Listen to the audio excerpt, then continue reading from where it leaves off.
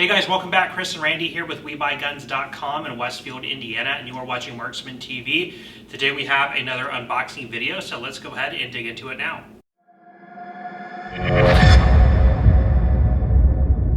Alright guys, first up we have one from a customer in Florida, so thank you so much for selling this one to us.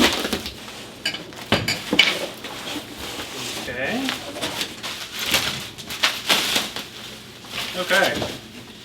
What we have here is an Enfield number 4. Let's see here. Well, that's not good.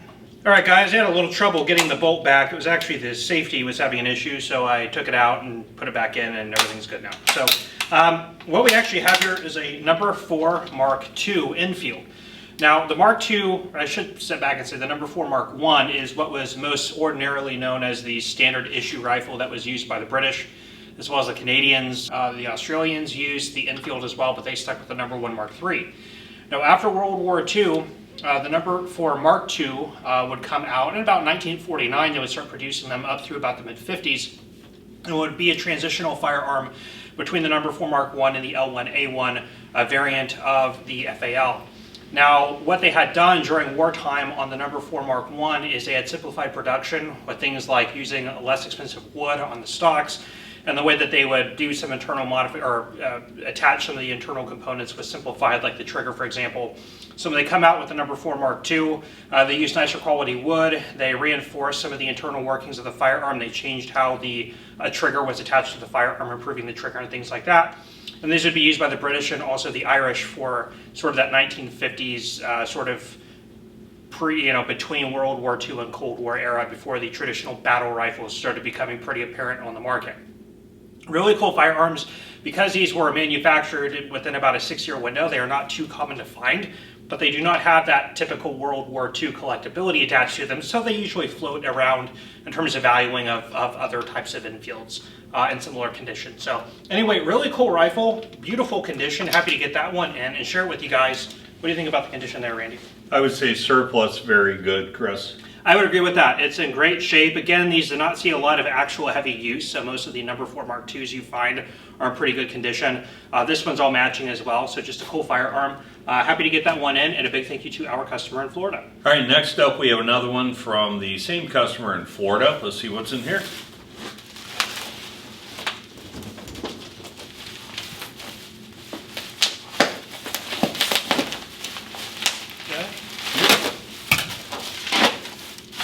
Alrighty, so what we appear to have here is a Swiss model K31.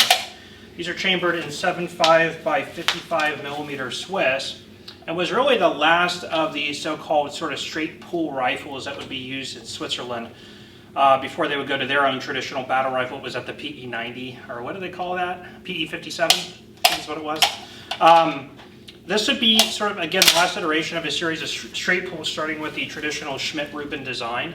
Edvard Schmidt, and I can't remember Rubin's first name. But anyway, they would be the designer of the original cartridge and the straight pull action. We actually have, Randy, do you want to grab that? This was a 1911 Gewehr, the rifle version, the G model. And this would sort of be around the World War I era. Of course, you can see it's very long. And these were chambered when they would go to the new GP11 ammunition, the 7.5 by 55 Swiss. Going from the original, it was a 7.5 by 53.5, is that what it was? Something like that, which was a paper patch cartridge. It had a very large sort of arc to its trajectory. Now, the bolt on this was very long and cumbersome in construction. When they would sort of modify on this design, going off of the K11, which was the carbine version of this, when they were trying to shorten their rifles, they would come up with the K31, which had a traditional length bolt to it.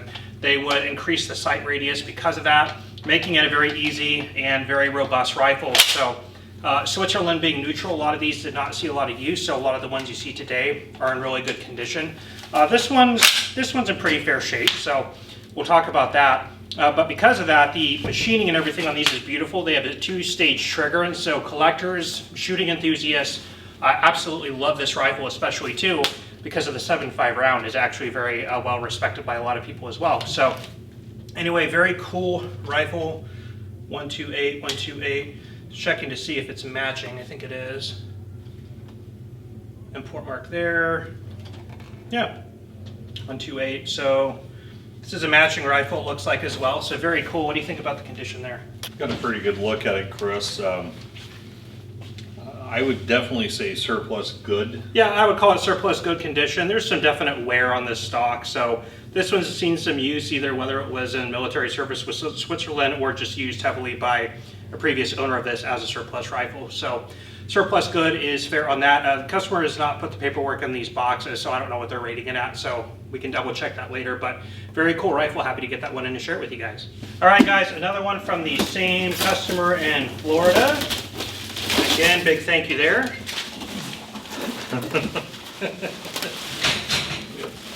All right, what do we have here, Randy? Well, what it appears to be, Chris, is a Mosin Nagant. You've seen one, you've seen them all. Pretty much. That's all I have to say about that. The Mosin Nagant, the 9130, was a standard issue military bolt action rifle of the Russian forces in the Second World War, and even before that. This one has a round receiver, which, John, do you know when the round receiver came into production? 39, 40? Yeah, it was like, I think it was before 40, so I was saying 39, 38. 39, because I've had a hex receiver 39, so they were still making hexes at least that late. So somewhere in there, Yeah. 40, 39. Round receiver was a production simplification for World War II necessity. This was still in the traditional longer length configuration. Usually by now, a lot of other countries are going to a shorter package. Germany with the K98K, United States with the M1 Garand, the Enfield that you guys just saw, the K31 in Switzerland you guys just saw. But Russia did make carbine versions of these, the M38 and the M44, but this was the traditional one that you saw. Now these have been coming into the United States for a long time. Supply of these is pretty well dried up by now, but you could get these things as cheap as like 89 bucks even 10 or so years ago. But the pricing on these have sort of steadily started increasing. But they make a really good affordable still, I would call them affordable for what they are, World War II entry-level collectibles, so they're really cool. Big fan of these. You've seen Enemy at the Gates, you've seen this in action, so I always love seeing a Mosin when they come in. What do you think about the condition of that? I would call it surplus good, Chris. I would totally agree with that. As far as Mosins go, the ones that I've seen, and this is this is refurbished. For a refurbished Mosin, I'd say, yeah, good condition. I've seen many that are in better shape. I've seen many that are in worse shape. So this is kind of middle of the road in terms of quality here. So something like this would definitely just be a good shooter. 2118, 2118, 2118, and 2118. So it's all matching as well, which is pretty cool. But most of them actually that you find are matching. So anyway, very cool rifle. We will move on to the next one. All right, guys. This is our last one from the same customer in Florida. Big thanks again. Swiss gun. Now, this one looks to be Swedish. Swedish? Swedish. Sweden? From Sweden. The only thing I know in Swedish is dubbel bubbelbad. For any of you who speak Swedish, enjoy that. Två small öl. I know that too. A little easy out of in there. Yeah. All right. What we have here is a Swedish Husqvarna, 1944. This is built on the Mauser Action. We've had several of these in here before. The threaded barrel actually is threaded. I should say, let me say that in reverse order. The threaded barrel actually is factory, so that's pretty cool there. Again, built on the Mauser Action. Not much else to say about these. These did not see a lot of military use, of course, because they were Swedish, and Sweden generally didn't fight a lot of wars, except for the Danish Civil War, or the war against Denmark, but that was like in the medieval age. Okay. I will throg you. I will throg you. Throg me. This appears to be 638, 638, 638. This appears to be all matching. Cool rifle. Yeah, these Swedish Mausers are awesome, beautiful guns. 856. Oh no, it is not all matching. That's okay. Very cool rifles though. People like these, good shooters in 6.5 by 55, is that right? 6.5 by 55 Swede? Did I get that right? It'll tell me right here, 6.5 by 55, yes sir. Very cool rifles, very good bore. What do you think about the condition there, Randy? You said it is not matching, but the appearance of it, Chris, other than quite a few marks on the buttstock, I would say probably the higher end of good. Yeah, I would even put this as surplus very good. It's in pretty good condition. All matching except the butt plate is mismatched, but Otherwise, a beautiful firearm. So anyway, very cool. Big thank you to our customer in Florida for selling us these surplus rifles. Always like to see this stuff come in. We will move on to the next one. Next up is one from a customer in Montana. Thank you very much for sending this in. Let's see what's inside. Shipping towel, Covered in blood. covered in blood. Someone else's blood. At least I hope that's blood. It's either blood or hot chocolate. I think it's blood, Chris. Either way, they had a good time. It could be both. Cool. What this is a large firearm. This is a Star. I believe this is the Mega Star. Is that right? Is that what it says? Yeah, Star Mega Star 45. Yes. Very large handgun, 45 ACP. Star is based out of Spain. And Star was, Echevarria, can't remember. Yeah. Anyway, Star is a company that was formed in Spain. It's no longer around. They went defunct in somewhere around the 1980s or 1990s, somewhere in there. But they made a lot of different firearms. They tried to hit early on military markets as early as World War I. They were a subcontractor of the Ruby pistol, which is very famous in places like France and Italy. They would go on to make their own designs in about the 1915, 1916 timeframe, where they would actually see some success with the French armed forces. They would then move into they would change their name in about the 1920s and then go into full-scale production for military, police, and civilian firearms. In about the 70s and 80s, a lot of their designs started coming into the United States, up to about the 1990s when Star would go defunct in Spain. This is one of their designs. Actually, this one is not too common of a design. It's a very large double single action, double stack 45 ACP. So for the time that these were coming out, there were not a lot of firearms out there that were doing this full steel frame production or construction. No box, one magazine, and that is it. So not much else really to say about these, but they are pretty uncommon. So a cool firearm to get in. I don't think we've ever had one of these in here before. Very, very beefy, stout firearm. What do you think about the condition there? It's missing a lot of finish, Chris. It is. I would say due to the finish loss on it, looks like it may have been buffed a little bit. I would say probably fair condition. I would also say fair condition. I put it at the higher end of fair condition. But yeah, there is a substantial amount of finish loss on the on the slide. It looks like they may have tried to polish some of the remaining blue off to get it ready for like a refinish and then stopped. That's kind of where it looks. I don't see really any polishing marks, but it kind of has an odd discoloration of the finish, like it was like somebody tried to remove what was left. I don't know if you agree. Well, there's some polishing marks there. Yeah, there's some lines. Yeah, there are some polishing marks in the slide. So somebody tried to take down the remaining finish on the slide to get it ready for a refinish or something like that. So fair is what I would go with on this. Customer did say good. So we're close enough. I mean, low end of good, high end of fair is probably where I would be. But anyway, interesting firearm. Happy to get that one in and share it with you guys. Next up, we have one from a customer in Arizona. Big thank you for selling this one to us. Sure. It is. All right. Nice. Ooh. What we have here is a Super Blackhawk Bisley. Let's get that little safety thingy out of there. There's an odd base pin. It's a, looks like a shortened base pin. Shortened base pin. It would have to be because of the shortened barrel. Yeah. Yeah. Oh, okay. Well, we're so smart. They can't put a long base pin in a short barrel. It's science, Chris. Okay, here we go. We have mastered the base pin. Very nice. So this one is chambered in 45 something rather. Where are you? 44, I believe. Oh, 44. It's 44 Magnum. Ooh, that's going to be 44 Magnum Ruger Super Blackhawk Bisley. Now the Blackhawk line came about in about 1955.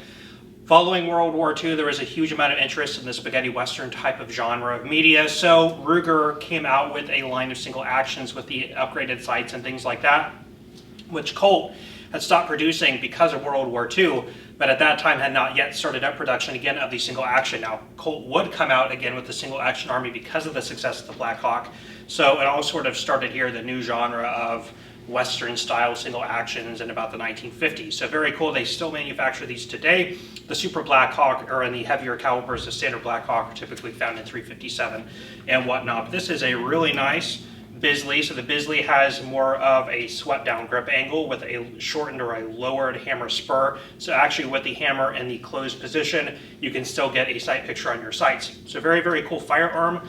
Anything else you want to add about that? No, the unfluted solid cylinder That's is a cool a feature, too. nice feature on here. It just gives it that heavy, rugged look. And what's the barrel length? It's like 3.5. Doesn't say, but that's probably like a 3 to a 3.5. Well, let's find out, Chris. It is a 3 3/4. 3 3/4. So the traditional length on the single action Army was 4 3/4, 5.5, and 7.5. So there's Ruger breaking the mold again. What would they call it? Like the barkeep style, or Yeah, kind of, I the think. gunfighters? like, They always have names for these shortened things, but really cool short barrel 44 Magnum. So this thing, actually, with its size, would be a good like bear defense gun to take hiking with you or something. So cool firearm. What do you think about the condition? I would have to say excellent condition, Chris. Totally agree with that. Looks excellent. So I think that's what the customer did say. Yeah, customer did say excellent, so we are good to go. Big thank you to our customer in Arizona. We will move on to the next one. Next up, we have one from a customer in Michigan. Thank you for sending that in.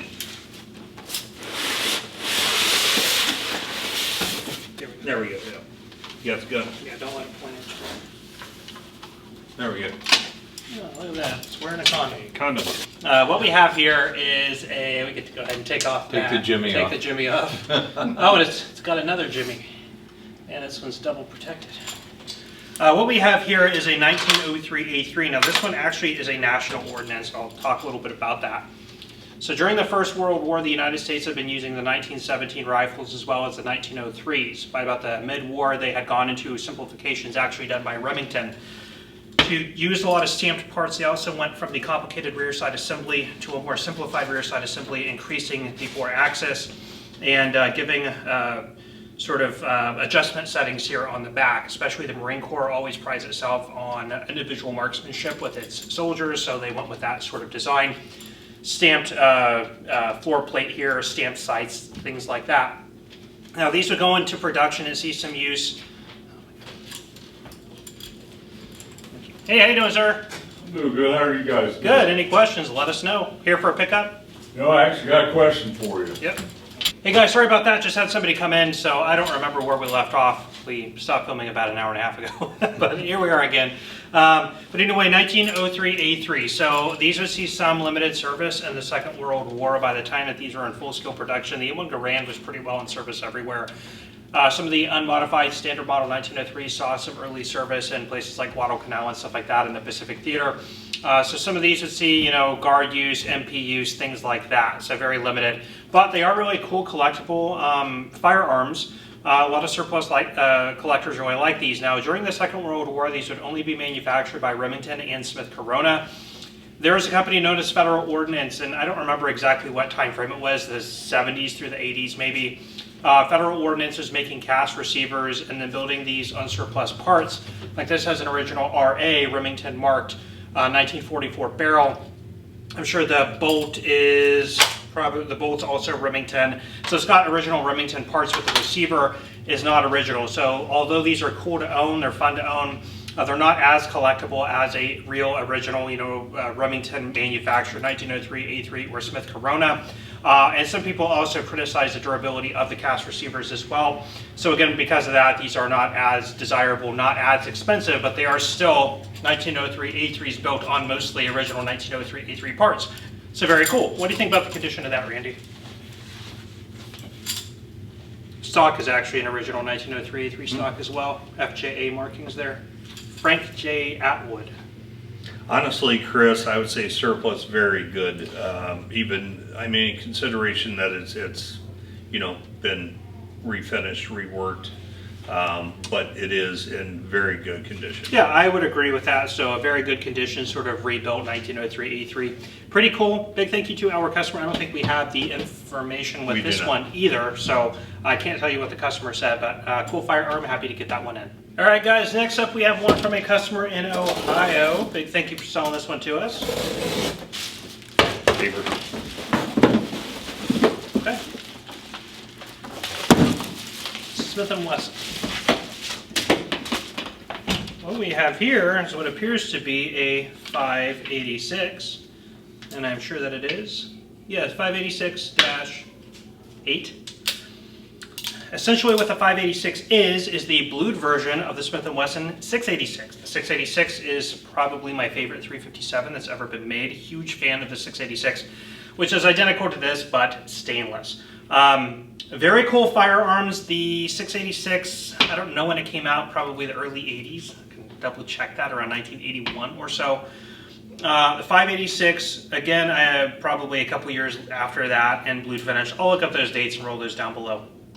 A beautiful, elegant firearm. Now, they would stop manufacture the 586 for a short period of time, but then Smith & Wesson, back in about 2016 or so, came out with the classic line where they started bringing things back, like the 27, the 586, the 19, the 29. Yeah. So they brought back all the classic Smith & Wessons that everybody really likes, and that's what this is. So this is a classic line 586, so it does have the frame lock, non-pin barrel, so it's not as collectible as an older 586 and kind of the newer blue Smith & Wesson box. These really nice checkered grips, but they're still just a gorgeous, really nice looking firearm. So Smith & Wesson 586, not much else really to say about it. What do you think about the condition of that one? I would say excellent condition, Chris. Totally agree with that, and that is what the customer said, so we are good to go there. So a big thank you to our customer in Ohio for this awesome Smith & Wesson 586. We'll move on to the next one. All right, last up is one from a customer in Florida. Let's see what's inside. Thanks for sending that to us.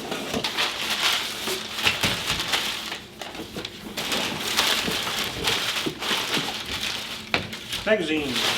Always have to check the paper. Then comes the magazine. Something must magazine. This is a Yankee candle box. I thought that was my new candle. Randy has started collecting, what is it, the fall fragrances that have gone on sale. Oh, people. That's what John's trying to tell us. Hey, how you doing? All right, Randy, what do we have there? Looks like we have a Steyr 9mm. M9A1? M9A1, yes. So the Steyr pistols, they're pretty interesting. Polymer frame. These have been out on the market for quite a few years. Interesting thing about these little Steyr handguns is, or I guess one of the most iconic features, is it kind of has almost like a 45-degree grip angle, but also these pyramid-style sights. So you have a triangle front sight post, and I'll get some close-ups for you guys. You have two sort of 45-degree angled lines in the back, so when you line them up, it creates sort of like a pyramid-style configuration. Hey, John. I didn't mean to do that. Oh, you're good.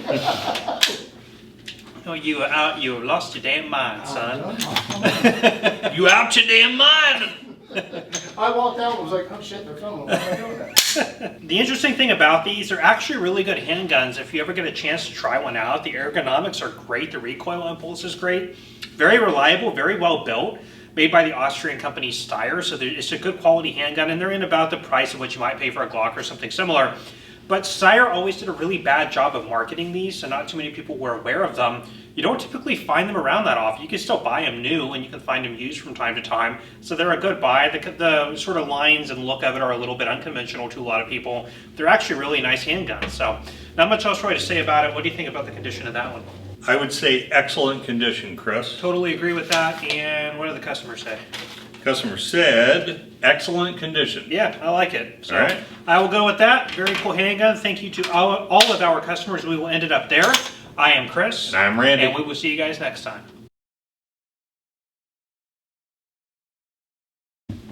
Vibrate, please. Okay, ready? For your pleasure. Vibrate For your pleasure, John. Now put it in your pocket. Now, call yourself, hang up. Call Your front yourself, hang pocket, up. John. Your front pocket. Call your... We never forget our first, Chris. Never. The first gun, first car. That's about it. That's about it. Sunday, Sunday, Sunday! Megastar. Joe and the edge. What the hell just happened? Right hand and the left hand was like a barkeep right here. My hero, man. My nickname as a kid was Doc. Doc? Because we lived on 32 between Westfield and Noblesville, and all of my pets and everyone else's pets all got hit on the road. And I was always like trying to patch them up and save them. Every one of them died.